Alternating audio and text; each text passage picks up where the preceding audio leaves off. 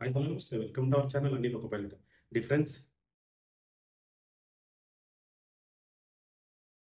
RRB LP CBT 2 కంటే ముందు, RRB JEE exam కంటే ముందు, ఆర్ఆర్బీ ఎల్పీ సిబిటి 1 ఎగ్జామ్ మనకేం నేర్పింది? మీరు ఎన్నో సార్లు కట్ ఆఫ్స్ అడిగినా నేను చెప్పకపోవటానికి, అట్లానే ప్రతి సందర్భంలో మీకు నేను ఆర్ఆర్బీ జీడీసీ జేఈ ఎగ్జామ్ రాసి వచ్చి చెప్పాను. క్వెషన్ లెంగ్త్ పెంచుతున్నాడు, క్వెషన్ లెంగ్త్ పెరుగుతున్నది అని మనం చెప్పడం జరిగింది. కొన్ని టాపిక్స్‌ని సిలబస్‌ని అస్సలు కన్సిడర్ చేయాల్సిన అవసరం రైల్వేకి లేదని చెప్పాం. అది జరిగింది. అంటే మీకు తెలుసు కదా! అసలు ఏం జరిగిందో లేదో నేను మళ్ళీ చెప్పలేదు గానీ, అయితే ఈ ఆర్ఆర్‌బీ, ఏఎల్‌పీ, సీబీటీ 1 పేపర్ చూసిన తర్వాత కూడా ఇంకా ఎక్కడైనా నెగ్లిజెన్స్ ఉంచుకున్నట్లయితే దయచేసి దాన్ని తీసేయండి. ఇప్పటివరకు మీరు చేసిన ఎఫర్ట్స్ ఏవైతే ఉన్నాయో ఖచ్చితంగా సీబీటీ 1 క్వాలిఫై అవుతారు. దానికి మీరు పెద్దగా వర్రీ అవ్వాల్సిన అవసరం ఉండదు. సీబీటీ 1 క్వాలిఫై అయిన తర్వాత ఏదైతే సీబీటీ 1 రాసారో, రాసిన తర్వాత సీబీటీ 1 క్వాలిఫై అయ్యే క్రమంలో ఇప్పుడు మీరు చేయాల్సిన పని డబుల్ అవుతుంది. ఒకటి RRB, ALP, CBT 2 part D engineering material చదవాలి. ఇవాల్టి దాకా మనం ఇంజినీరింగ్ మెటీరియల్ చదవలేదు కాబట్టే మనకి జాబ్ రావడానికి ఇంత టైం పడుతుందనేది ఒక నిజం. 2 ఆర్ఆర్‌బీ జేఈ ఎగ్జామ్ ఏదైతే ఉన్నదో దాంట్లో ఖచ్చితంగా ఇంజినీరింగ్ మెటీరియల్ మనం చదవాలి. దానికోసమైనా చదవాలి, దీనికోసమైనా చదవాలి. చదవడం అయితే తప్పదు. మరి జేఈ ఎగ్జామ్ కట్ ఆఫ్‌ని దాటేంత స్టామినా మనకు లేనప్పుడు అట్‌లీస్ట్ ఆర్ఆర్‌బీ, ఏఎల్‌పీ, సీబీటీ 2లో ఔట్ ఆఫ్ 75 27 వచ్చేలాగా engineering subject minimum qualifying nature అయినా మనం రావాలి. ఎందుకంటే అది ప్యూర్‌లీ క్వాలిఫైయింగ్ నేచర్ కాబట్టి. ప్యారలల్‌గా ఆర్ఆర్‌బీ, ఎల్‌పీ, సీబీటీ 2 పార్ట్ ఏలో ఉన్నటువంటి నిన్నటిదాకా మీరు చదివిన సబ్జెక్ట్‌ని చదవాలి.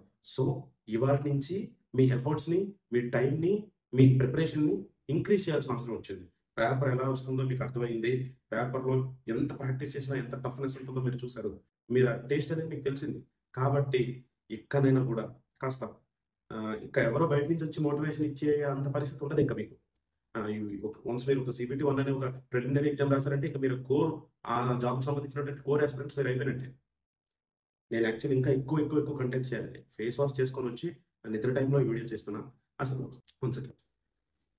మెకానికల్ వాళ్ళకొచ్చేసి, ఎలక్ట్రికల్ వాళ్ళకొచ్చేసి, ఎలక్ట్రానిక్స్ వాళ్ళకొచ్చేసి అసలు ఏ బుక్స్ ఉంటాయండి. ఇంజినీరింగ్‌లో మీరు క్వాలిఫైయింగ్ నేచర్ కోసం రావడం కోసం మీరు థియరమ్స్ మొత్తం చదవక్కర్లేదు. బేసిక్ ఫండాస్ నుంచి వెళ్ళాలి. వాటికి ఏంటి, ఎలా అనేది ఎలక్ట్రికల్ వాళ్ళకి నా వంతు కొంచెం నేను కూడా జేఈఈ ప్రిపేర్ అవుతూ, నా వంతు కొంచెం వీలైనంత ఎఫర్ట్స్ ఇస్తూ, నా వంతు నేను వీలైనంత ఇస్తున్నానంటే మీరు అబ్జర్వ్ చేయాల్సింది ఇదిగోండి ఈ వెనక ఈ లొకేషన్ అంతా మార్చాను. కొత్తగా కొంచెం అవన్నీ అరేంజ్‌మెంట్స్ చేయడం జరిగింది. ఈ టైంలో ఫేస్ వాష్ చేసుకొనొచ్చి మీకు వీడియో చేస్తున్నా అంటే 12 అవుతుంది రాత్రి. ఇదే ఒక ప్రూఫ్ అనుకోండి. నా మాటలు మీకు సీబీటీ 1లో ఎంతవరకు హెల్ప్ అయ్యాయో లేదో నాకు తెలీదు. బట్ నేను చేయాల్సిన ప్రైమరీ డ్యూటీ ఏంటంటే సీబీటీ 2లో కూడా ఈ ఇంజినీరింగ్ సబ్జెక్ట్ మీరు గట్టెక్కేంత వరకు కూడా మీతో ఉండాలి. అలానే సైకో టెస్ట్‌కి సంబంధించి అది ఫర్దర్‌గా ఉంటది. సైకో టెస్ట్ బుక్ అక్కడుంది. సైకో టెస్ట్‌లో వరకు కూడా ఉండి, మీకు నా మాటలు అర్థమైతే గనక, మీకు నా మాటలు యూజ్‌ఫుల్ అయితే గనక, వాటిని చివరి వరకు అందించే ప్రయత్నం నేను తప్పకుండా చేస్తాను. పేపర్ మీకు నేను మళ్ళీ రిపీట్ చేస్తున్నా. లాస్ట్ మినిట్‌లో పేపర్ మారే అవకాశం ఉంటది. సిలబస్ ఫాలో అవ్వడు. ఇట్లాంటి కొన్ని టిప్స్ నేను ఫేస్ చేసినవి, నేను తర్వాత జాబ్‌లో జాయిన్ అయిన తర్వాత ఎక్స్‌పీరియన్స్ అవుతున్నవి కూడా నేను చాలా చెప్పడం జరిగింది. మీరు దాన్ని అర్థం చేసుకోండి. మీ ప్రిపరేషన్‌ని తారాస్థాయికి తీసుకెళ్ళండి. అప్పుడే మీకు గవర్నమెంట్ జాబ్స్‌లల్లా మీకంటూ ఒక స్థానం కల్పించబడుతుంది. మిగతావన్నీ మాటలు తర్వాత మాట్లాడదాం. నేను ఖచ్చితంగా ఫ్రీక్వెంట్‌గా వీడియో చేయడానికి ట్రై చేస్తాను. లైవ్ కూడా చేద్దాం. Thank you. ఈ బుక్స్ ఏంటి? ఏ బుక్కులు చదవాలన్నా అరే ఏదో ఒక బుక్ చదవరా భయ్! ఏదైనా పర్లేదు. ఇంజినీరింగ్ మెటీరియల్‌కొచ్చేసరికి బేసిక్ ఫండమెంటల్స్ ఆఫ్ ఎలక్ట్రికల్ వాళ్ళైతే మెకానికల్, ఫర్ ఎగ్జాంపుల్ మెకానికల్ వాళ్ళకొచ్చేసరికి ఈసెట్‌కి సంబంధించిన ఫుల్ ఫ్లెడ్జ్డ్ మెటీరియల్ ఉంటది కదా! మీకు చూసాం. ఇప్పుడు సీబీటీ 1 పేపర్ చూసాక ఈ ఏరియా నుంచి ఇస్తాడు, ఆ ఏరియా నుంచి ఇవ్వడం అనడానికి లేదు. ఏదైనా ఏరియా నుంచి ఇస్తాడు కాబట్టి, ఒక డిప్లొమాలో ఉండే 3 సంవత్సరాల కోర్స్ ఏదైతే ఉంటదో, దానికి సంబంధించిన ఈసెట్ బుక్ కంప్లీట్ ఒక బ్రాంచ్‌కి సంబంధించిన ఒక ఫుల్ బుక్ ఉంటదనుకోండి.